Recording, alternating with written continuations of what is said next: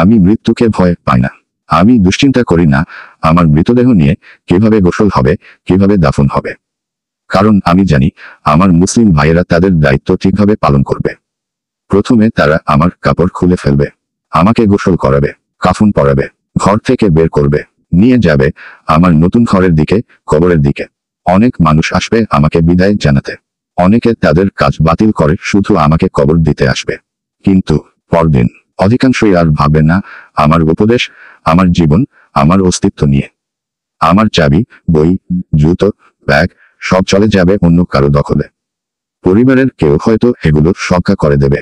এই দুনিয়া থেমে থাকবেন না আমার জন্য। আমার কাজ কেউ না কেউ করে ফেলবে। আমার টাকা ভাগ হবে ওয়ারিসদের মাঝে, কিন্তু হিসাব সেটা আমি একাই দিতে শুরু করব। সবচেয়ে আগে হারিয়ে যাবে আমার নাম। তারা বলবে, লাশ কোথায়? জানাজা নিয়ে আসো, মৃতদেহে কবরের পাশে আনো। কেউ আর আমাকে নামে ডাকবে না। এজন্যই আমার খ্যাতি, পদমর্যাদা, বংশ কোনো কিছুই যেন আমাকে ধোকায় না ফেলে। এই দুনিয়া তুচ্ছ, যা আসছে তা ভয়ঙ্কর, তা চিরস্থায়ী। তুমি এখনো বেঁচে আছো, জেনে রাখো তোমার মৃত্যুর পর 3 ধরনের মানুষ কাঁদবে। 1, যারা বাহ্যিকভাবে চিন্ত, তারা বলবে, আহা চলে গেল। 2, তোমার বন্ধুরা কিছুদিন দুঃখ করবে, তারপর পুরনো জীবনে ফিরে যাবে।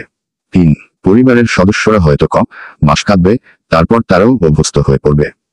তুমি শুধু থেকে যাবে কারো স্মৃতিতে, কিন্তু তোমার জন্য শুরু হবে এক নতুন জীবন, পরকালের বাস্তবতা।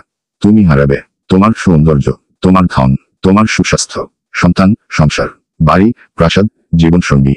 সব থেকে যাবে শুধু তোমার আমল, ভালো হোক বা মন্দ। এখন ভাবো তুমি কবরের জন্য কি প্রস্তুত করে এনেছ। আল্লাহ বলেন, স্মরণ করিয়ে দাও, নিশ্চয়ই এই স্মরণ মুমিনদের উপকারে আসে।